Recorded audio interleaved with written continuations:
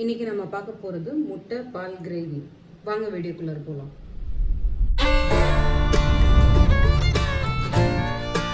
முட்டை கிரேவிக்கு தேவையான பொருட்கள்: சின்ன சைஸ் வெங்காயம் 2 எடுத்திருக்கேன், பெரிய வெங்காயம், பச்சை மிளகாய் 3 எடுத்திருக்கேன், இது மிக்சியில் அரைச்சிடலாம்.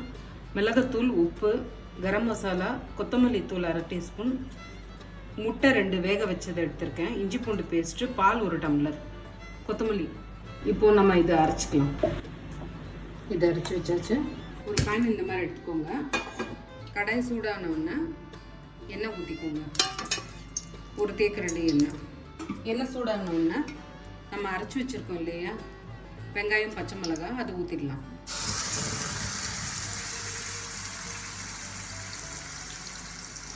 மிக்ஸி கழுவி இதிலே ஊற்றிடலாம். இது கொஞ்சம் நேரம், ஒரு 10 நிமிஷம் வரைக்கும் நல்லா வேகணும். கொஞ்சம் வேகணும்னு ஒரு தடவை கிளறி பாருங்க. கிளறிட்டு இஞ்சி பூண்டு பேஸ்ட் நம்ம எடுத்து வச்சுருக்கோம் இல்லையா, அதை இதில் போட்டுடலாம். போட்டு நல்லா இதுவும் அதுவும் நல்லா மேட்ச் ஆகிற மாதிரி கலந்து விட்டு ஒரு 5 நிமிஷம் வேகணும். இந்த பச்சை வாடெல்லாம் போகணும். நல்லா கலந்து விட்ட பிறகு ஒரு 5 நிமிஷம் மூடி வைக்கலாம். ஒரு 5 நிமிஷம் கழித்து ஓப்பன் பண்ணி நல்லா பாருங்கள். இப்போது ஸ்டவ் வந்து கொஞ்சம் சிம்மில் வச்சுக்கோங்க.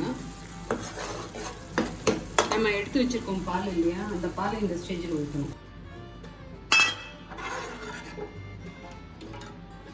இந்த கிரேவிக்கு தேவையான உப்பு நம்ம கொத்தமல்லி தூள் 1/2 டீஸ்பூன் எடுத்து வச்சுருக்கோம் இல்லையா, அது போட்டுடலாம். கரம் மசாலா 1/2 டீஸ்பூன், பெப்பர் வந்து 1/2 டீஸ்பூன் போட்டு நல்லா மிக்ஸ் பண்ணிக்கோங்க. ஒரு தடவை ஒரு கொதி வந்த உடனே நம்ம கட் பண்ணி வச்சுருக்க முட்டை இதில் போட்டுடலாம். கொதி வந்தாச்சு, இந்த முட்டை இதில் போட்டுடலாம்.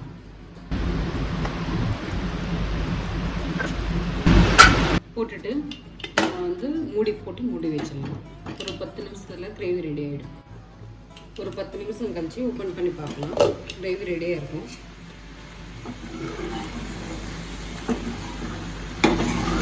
சிம்பிளாக வீட்டில் இருக்கிற பொருள் மட்டும் வச்சு சிம்பிளாக கிரேவி பண்ணலாம். இந்த கிரேவி சீக்கிரமாக கூட பண்ணலாம். அவ்வளோதான், இந்த கிரேவி ஃபினிஷ் ஆகிடுச்சு. நம்ம எடுத்து வச்ச கொத்தமல்லி தழை இப்போ இது மேலே போட்டுடலாம். நீங்கள் இது முட்டை இல்லாமல் பன்னீர் கூட போட்டு இந்த கிரேவி இதே மாதிரி பண்ணலாம். நல்லாயிருக்கும் டேஸ்ட். உங்களுக்கு இந்த வீடியோ பிடிச்சிருந்தா லைக் பண்ணுங்கள், ஷேர் பண்ணுங்கள், கமெண்ட் பண்ணுங்கள். நான் வேறு ஏதாவது டிஷ் செய்யணுன்னு நினச்சிங்கன்னா அதையும் கமெண்ட் பண்ணுங்கள். அப்புறம் மறக்காமல் எங்கள் 12G சேனலை சப்ஸ்கிரைப் பண்ணுங்கள்.